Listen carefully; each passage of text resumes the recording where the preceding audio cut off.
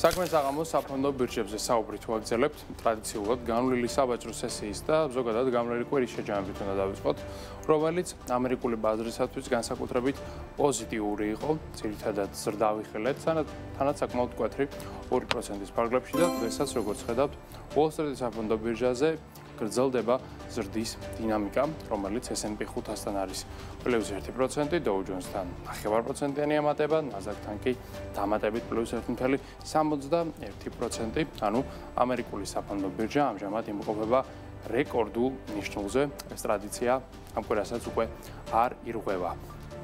კომპანიების შედეგებსაც რა თქმა უნდა თვალი უნდა გადავალოთ აქვე, როგორც ხედავთ, აბსოლუტურად ყველა მსხვილი ტექნოლოგიური კომპანიის შეფასება გაზრდილია. ყველაზე გამოსარჩევი შედეგი აქვს ამ ეტაპზე Nvidia-ს 2.5%-ს აფიქსირებს იგი ზრდას, Microsoft-იც +1.73-თან წარმოდგენილი და ის უკვე მეორე ადგილზეა, მან Apple-ს დღეს გადაუსწრო, Google-საც დაახლოებით 2.5%-იანი მატება აქვს, Amazon-ს 1.73, Meta-ს 1.91 და ჯამში როგორც ხედავთ ყველას პოზიტიური შედეგი აქვს, აი რაც შეეხება Tesla-ს ის საერთოდაც +5%-ს აფიქსირებს, რაც დამეთანხმებით რომ ნამდვილად ძალიან კარგი შედეგია, საერთოდ ჯამში ინვესტორების განწყობა ამერიკული საფონდო ბირჟის მიმართ არის ძალზედ დადებითი.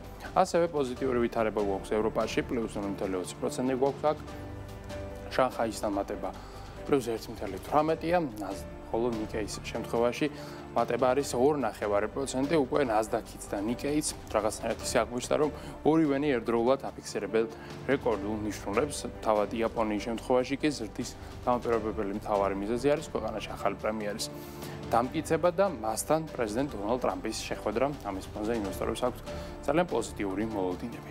ნავთობზე უნდა ვისაუბროთ, ის არის გაძვირებული, ეს ამერიკის გადაწყვეტილებას უკავშირდება, რომელმაც მოგესალმებათ რუსულ ენერგოგიგანტებზე დააწესა სანქციები და ამის ფონზე ნავთობი გაძვირდა დაახლოებით 8%-ით. ბრენტის ფასი ახლა უახლოვდება უკვე როგორც ხედავთ $66, WTI კი ლამის $62 ივაჭრება. ასევე გაძვირდა თავად რუსული ნავთობიც 11%-ით ერთ კვირაში და ამჟამად ურალის ფასი არის დაახლოებით $61, ანუ ურალი და ამერიკული ნავთობი ფაქტობრივად ერთი ფასია დღეს ბირჟაზე.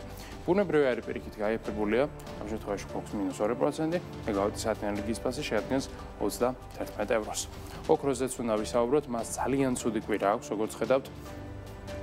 ვარდნის მაჩვენებელი უკვე არის დაახლოებით $450 პიკურ ნიშნულთან შედარებით, ძალიან მკვეთრი კორექცია გვაქვს, უკვე 4000-იან ნიშნულსაც კი ჩამოწდა უნცია მეტალის ფასი, ამჟამინდელი მდგომარეობით კი როგორც ხედავთ, დღეს არის -3%, ერთ კვირაში 8%, ხოლო ვერცხლთან გვაქვს -11%, თუმცა ამ კორექციის მიუხედავად როგორც ხედავთ, ოქროს ერთ წლიან პერიოდში მაინც ძალიან კარგი შედეგი აქვს, +45%.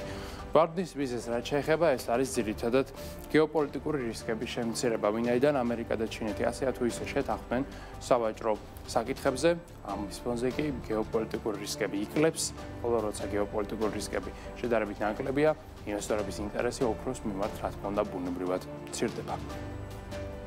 კრიპტოინდუსტრიაზე გავაგრძელოთ საუბარი, აქ მატება გვაქვს 1.5%-იანი, ბაზრის საერთო შეფასება არის დაახლოებით $4 ტრილიონი. ბიტკოინის ფასი ამ ეტაპზე არის 115,500, ეთერიუმი კი $4,200 ივაჭრება.